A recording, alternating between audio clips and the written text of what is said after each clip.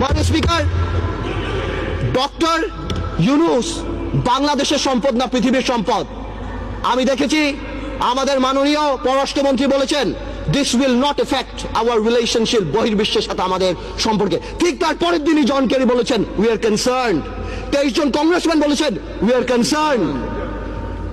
বহির্বিশ্ব phone উঠে ঝগড়া করবে না, এটা তাদের diplomatic language, that we are concerned, we are looking into the matter. Doctor Yunus আমাদের মতো না। আমার ফোনে সবচেয়ে বড় ভিআইপি ফোন করে জয়নাল আবেদিন ফারুক সাহেব, আর ডক্টর ইউনূসের ফোনে ফোন করে হিলারি ক্লিন্টন। মনে রাখতে হবে সে কোথায় উঠে গিয়েছেন।